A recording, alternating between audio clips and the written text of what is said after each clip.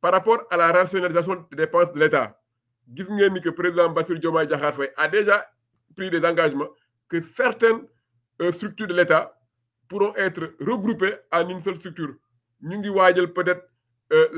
la dissolution du Conseil économique, social et environnemental et du Haut Conseil des collectivités territoriales. Peut-être que pour la mise en place d'une autre structure qui va regrouper les deux, ça je pense que le débat public va le déterminer dans les mois et les jours à venir. Donc loolu, et on a estimé aussi que la masse salariale, comme ni ñu ko waxee, il va falloir effectivement auditer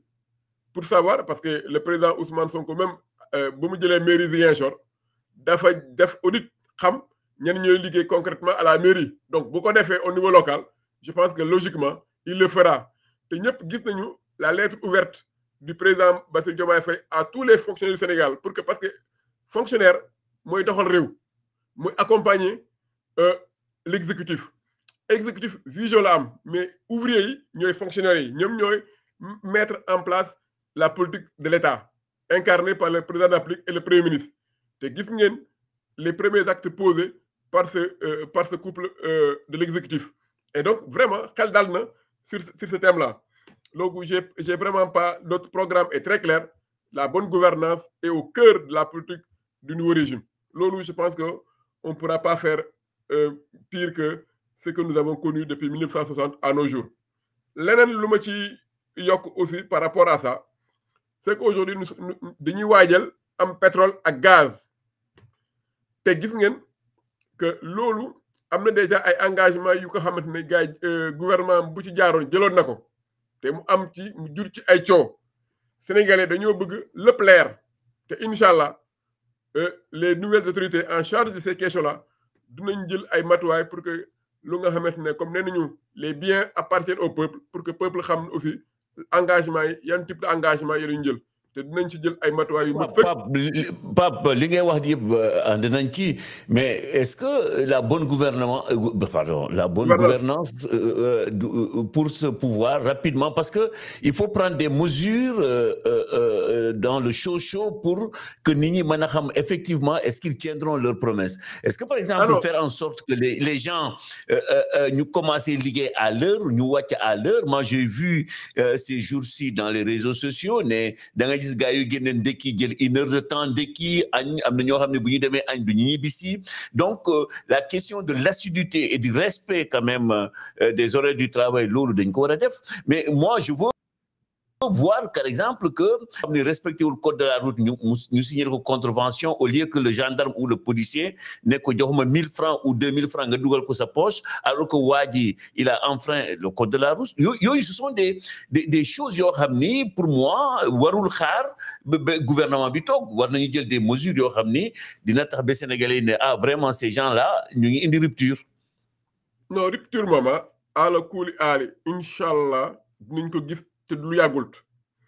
dinañu gis ni que on a à la tête de notre pays des fiscalistes et des inspecteurs des impôts déjà yu bëri lu nga xam ne boo defee infraction nit mu war a fay bu duggee ci poche jàmbur te duggul ci compte trésor public loolu bu après nga bëgg développer les services publics de l'État loolu mënul ànd donc moo tax ma ne boo dëggloo le discours du président Bassirou Diomaye Faye par rapport même aux dénonciations des personnes qui ont connaissance de la commission des infractions loolu day dalal xel donc ku nekk sax boo toogee sax ci administration nga xam ne sa collègue yi ñu ngay liggéeyal bu ñu gisee yaa ngi def lu nga xamante ne méngool ak yoon mën nga ci am problème doo ko defaat te sanction bu ci jub donc le Sénégal ne manque pas de loi même parfois mais application loi bi moo manqué te incha allah loolu la ñuy sant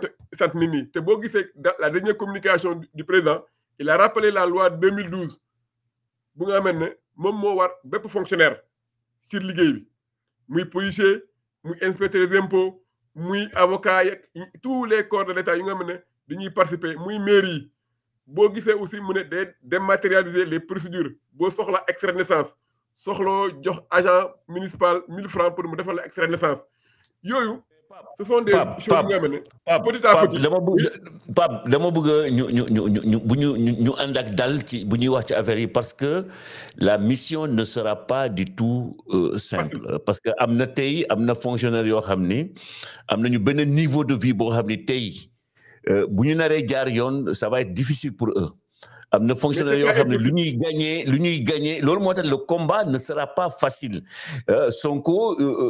ak Diomaye ak ñu mu àndal yëpp il va falloir que ñu takk seen digg parce que le combat à mon avis se trouve d'abord en interne parce que am na ñoo xam ne tey lu ñuy perte bu ñu bëggee jaar affaire yi jaar yoon mais day ëpp dayoo donc ils vont tout faire pour résister yéen est-ce que yéen a ngi préparé wu sur tous les plans pour que affaire bi mën a kii parce que ça ne sera pas facile hein. Non, heureusement que lu ngay wax ni le président Ousmane Sonko et le président Bassirou Diomaye Faye yàgg nañu ko wax nit ñi c'est pas un combat de 2 jours ou de 3 jours ou de 4 jours gis nga xaalis corruption sax mooy moom la ñuy utiliser pour justement promouvoir la corruption parce que c'est des gens qui ne veulent pas que ça cesse et que la notion même de corruption est confuse et diffuse dans le processus et la vie de tous les jours donc du lu yomb la tous les pays même y compris les pays développés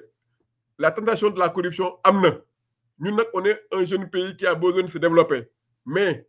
guerre bi dañ koy xeex et c'est au quotidien bi nag ça commence par tout le monde lu ci gën a am solo mooy que nit ki boo ko jàppee ci lu mu def ci defu ñaawteef dafa war am daan buy toog ci kawam xam nga sénégalais yi lu ñu bañ a gis mooy que mu am ñaari type de sénégalais ñu nga xamante ne ay néewu doole lañu ñoom bu ñu defee ñaawteef wala bu ñu leen jàppee ci dara ñu def loolu leen ay sanctions yu nga xam ne exemplaire mais ku nga xamante ne yàlla may na ko dayoo ci réew mi mu def dara et que dara du ko ci fekk loolu mooy andi disparité bi et que loi bi ñëpp lañ fa war a nekkal c'est-à-dire que le principe même d'égalité des citoyens devant la loi et boobu principe d'égalité ci aussi bien dans la distribution des deniers publics maanaam les retombées de nos deniers c'est-à-dire que loolu dafa war a nekk équitable nga gis ay sénégalais yu nga xam ne benn kër nga gis ñëpp am bourse familiale nga gis keneen nekk à côté mu nekk aussi dans une situation de précarité bu gën a grave te amul bourse familiale nga jël bourse familiale jox ko simplement ñu nga xam ne ñoom nga bokkal parti politique loolu mooy andi frustration ci peuple bi te bu ci yàlla àndee comme nu nga ko waxee nous savons très bien que la tâche ne sera pas facile mais ce sera au quotidien et dinañ ci jaamaarloo ndànk-ndànk et ça c'est tous les acteurs ñu nga xam ne aussi bien le pouvoir central que le pouvoir décentralisé et tous les corps de l'État aussi bien au niveau central qu'au niveau déconcentré parce que la corruption est dans tous les niveaux et surtout cultiver la citoyenneté auprès des Sénégalais ñu xam ne Sénégalais balaa muy woo nijaayam buy liggéey ci administration na am culture demal boppam bañ a foog ne boo xamulee sa nijaay wala sa tonton wala sa mag ci administration pour nga am alors que c'est ton droit waroo di woote balaa ngay ñëw yooyu mooy yu nga xam ne les démarches au quotidien yu nga xam ne suñu régime bu bees bi moom la war a jël Sénégal dans ce sens-là bu Sénégalais demee ba comprendre peut-être incha allah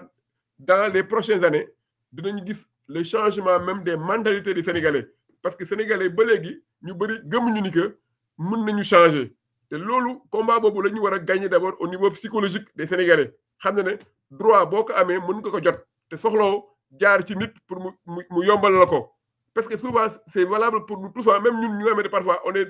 bien placé on connaît des gens parfois nga war a dem consulat wala nga dem fa foofu sa bopp tu es obligé nga xam foofu koo fa xam nga ne ko copain noo def est-ce que mën naa ñëw tout à l'heure bu ma ñëwee ma def franc ñun ñoo ci war a changer nous-mêmes sans que même ñu wax ñu changer